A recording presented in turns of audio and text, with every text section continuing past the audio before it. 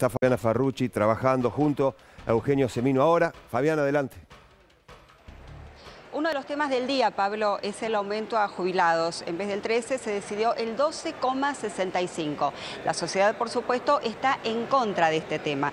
Nosotros vamos a hablar con Eugenio Semino, el ombudsman de la tercera edad, para que nos cuente de qué manera afecta este tema a los jubilados, a los pensionados y a las demás personas que reciben los planes sociales. Sí, realmente un tema controversial, ya que la ley de movilidad que se viene aplicando regularmente desde 2008 generó guarismos de reajuste semestral que fueron interesantes respecto a los índices inflacionarios.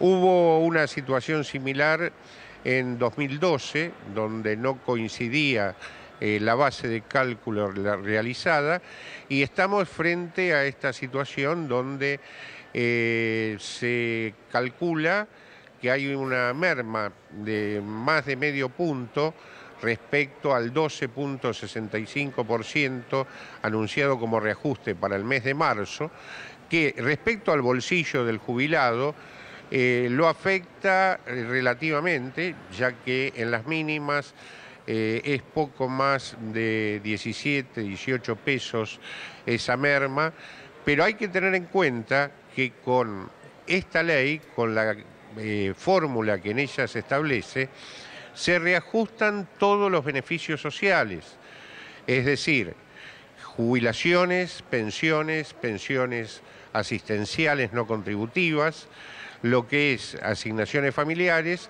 asignación universal por hijo.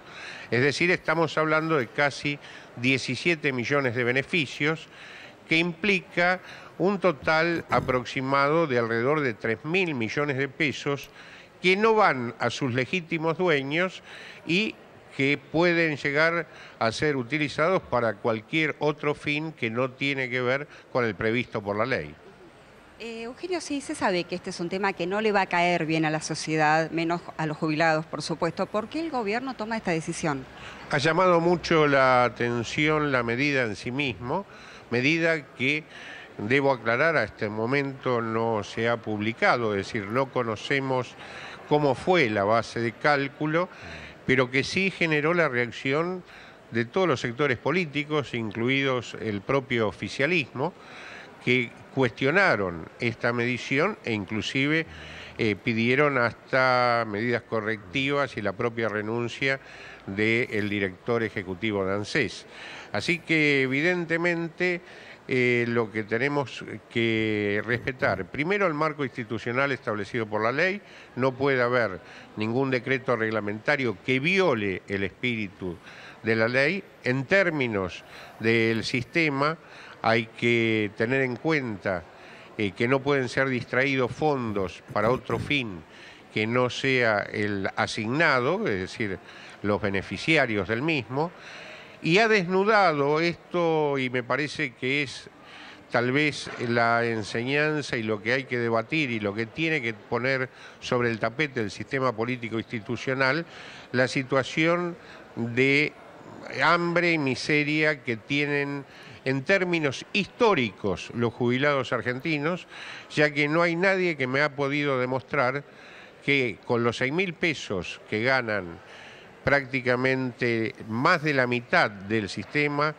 de jubilados y pensionados se puede vivir en Argentina, y mucho menos con los 4.000 pesos que implican las pensiones no contributivas para los discapacitados.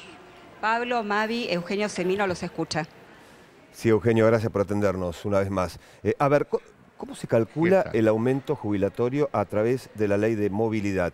¿Cuáles son los instrumentos que hay que tener en cuenta y saber, por ejemplo, marzo y luego casi llegando a fin de año, cómo se llega a ese 12,60 y pico % que debía regir de aumento en el mes de marzo? Es una fórmula la que tiene la ley de movilidad, que tiene las siguientes características. Vamos a tratar de ser los menos tecnicistas posible para la audiencia.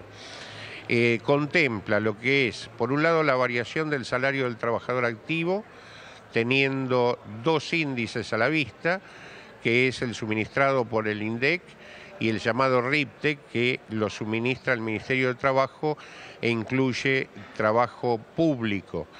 El otro 50% tomado en cuenta por la fórmula tiene que ver con los porcentuales de impuestos destinados a la seguridad social, y esta base se divide por la cantidad de beneficios o beneficiarios que se encuentran en el padrón, y se toma como referencia el periodo anterior a el cálculo que se hace el reajuste. Vale decir, se toma el año anterior, por ejemplo, al reajuste del mes de marzo.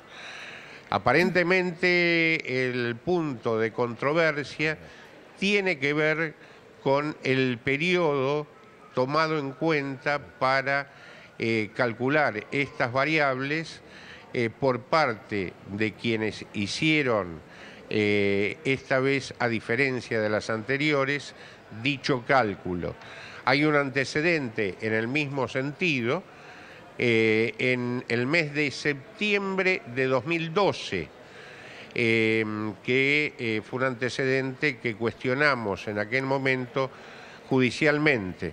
Vale decir que, para que nadie se encuentre ofendido, es decir, los que en aquel momento eran oficialismo hoy son oposición, y los que hoy son oficialismos en aquel momento eran la oposición. Por lo cual, en realidad lo que estamos tratando es que se defienda el recurso del haber y que se debata el fondo de la cuestión, que es cómo llevar a los jubilados y pensionados a un haber digno, que en ningún caso puede estar, como hoy ocurre, bajo la línea del salario mínimo vital y móvil, que en enero, a partir de enero, es de 8.080 pesos, y mucho menos nosotros hacemos desde una década atrás el cálculo de la canasta, que con precios de diciembre y gastos de vivienda ya superaba los 14.000 pesos.